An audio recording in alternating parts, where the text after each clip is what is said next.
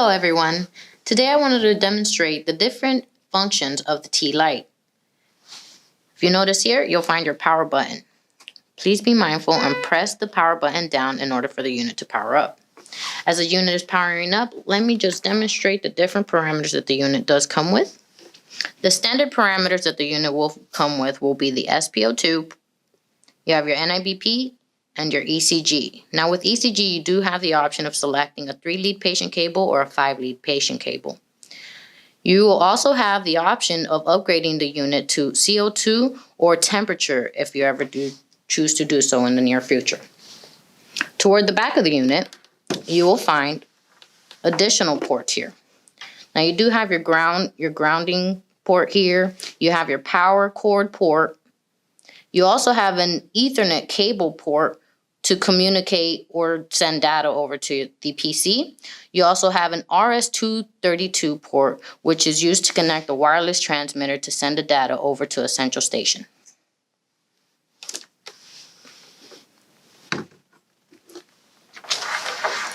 Upon power up, you will notice quite a few things on your screen. Now, some of the first things that I want to go over are the tabs here toward the bottom. Your first tab you have is NIBP list. Now in this NIBP list, that will demonstrate all the different measurements that have been taken. Your next tab will be your alarm setup. Just press close. Will be alarm setup, and here you actually have the ability to set up your different alarm limits depending on whichever parameter, whether you want your ECG, your temperature, alarm settings, your SpO2, NIBP, so on and so forth. Let's go ahead and press back. You also have following the Mark Event tab, and that you will select whenever you see something out of the ordinary, something that you want to mark. You will select Mark Event and go ahead and select either way so you can identify that event with such. So let's go ahead and get out of here. We then have the Start Stop tab, and that is actually for NIBP to initiate a measurement or to stop the measurement. Then you have your silencing tab, which is actually used to mute all the alarms. You have now suspended the alarms, and to unmute it, you just press it one more time and you're back to having your alarms sound.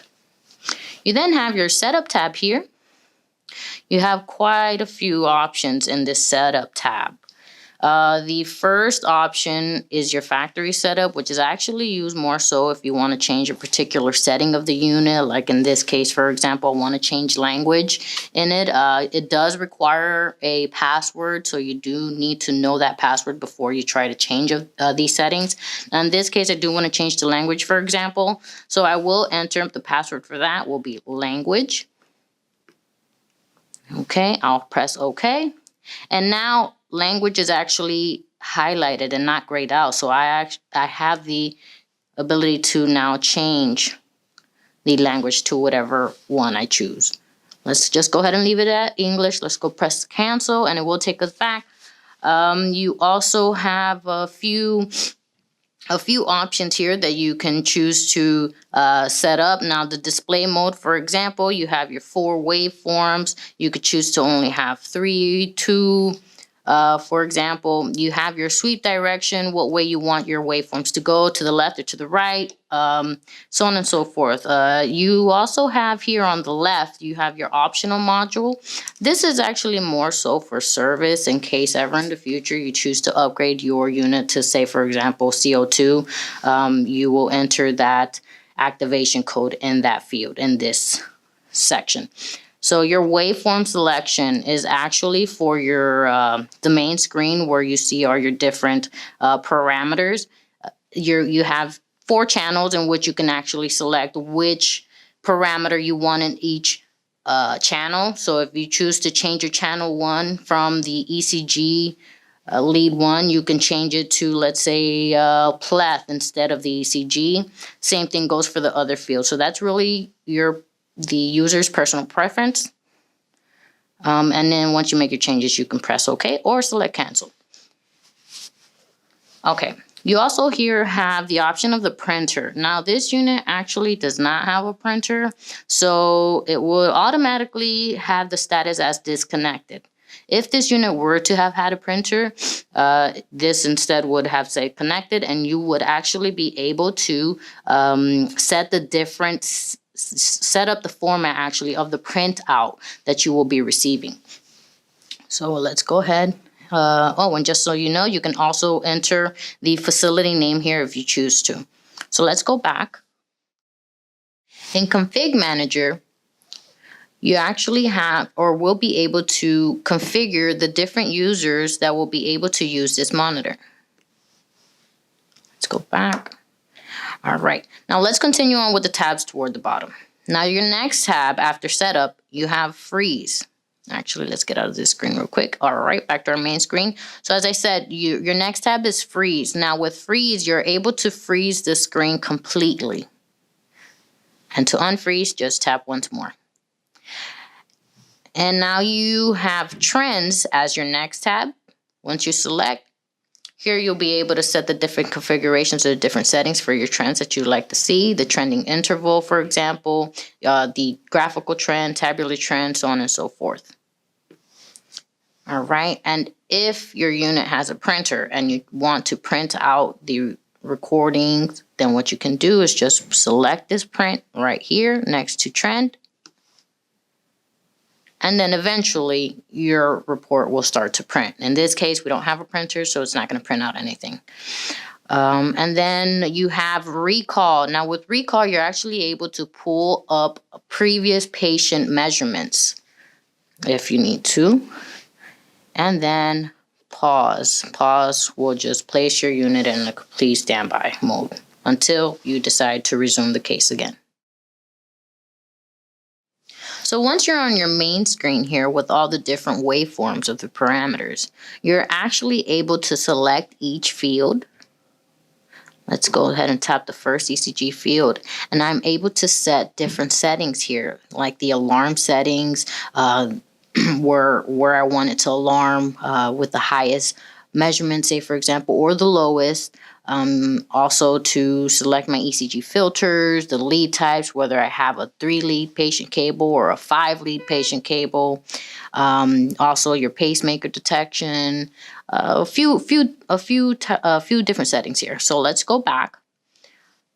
As I mentioned, let's go ahead and try to select the pleth. This is actually for SpO2. Again, you have the chance or the ability to set your different alarm settings.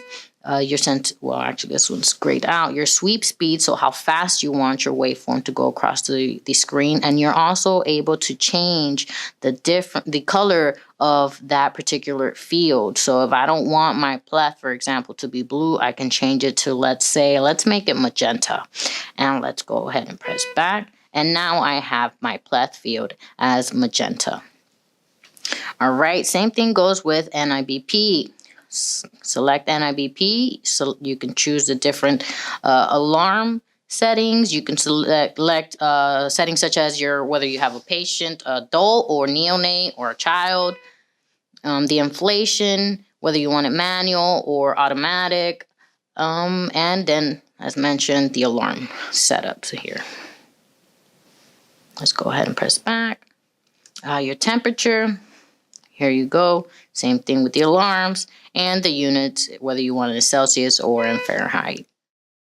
All right, so I noticed that my CO2 option or field was actually gone. So what I'm going to do is I'm going to go back to setup, go down to display mode. I actually selected 2 waveforms earlier, so I do want to see all 4 waveforms. So we're going to press 4, go back, and now I have it all back to normal, how it was. All right, guys. So another thing that I wanted to show is that you can enter your patient information by tapping on the very top left corner here where you see the patient icon. You're able to enter your patient's ID here, enter the patient's name, select their whether they're adult, child, neonate, their sex, their age, and the blood type. Alrighty, so once we enter patient information, let's go ahead and press cancel. All right, guys, so now I just wanted to point out something real quick regarding the accessories here. So first we do have our SpO2 parameter, and this is your SpO2 sensor. Okay, it does come in two parts. You have your actual SpO2 sensor, finger sensor here, and then you have your extension cable. Now with the extension cable, if you notice that there's a latch on one end, we'll pull that back, grab your finger sensor, okay, and be sure to enter it properly, ensuring that the pins are going in where they need to. Once properly connected, you'll go ahead and place the latch, close it down. That way it really secures and it prevents from pulling out. Okay. Now when you're connecting the other side of the SpO2 cable into the actual monitor itself, be mindful of the grooves that you have here, okay? Because you have a key on the actual parameter itself, which will help you guide the sensor to connect properly, okay? Otherwise, you can possibly damage pins. You also have your NIBP tubing. All right, same thing goes for the NIBP tubing. The connector does have a groove, so be mindful of how you're connected. If you connect it wrong, you can damage either the port or the actual tubing connector here. Now, on the other hand, this is the side that goes connected to the cuff. If you find your cuff, you'll notice that the tubing on that end has the connector that goes right into this. Once you hear the click, it is now secured, and you can move forward by taking your measurement.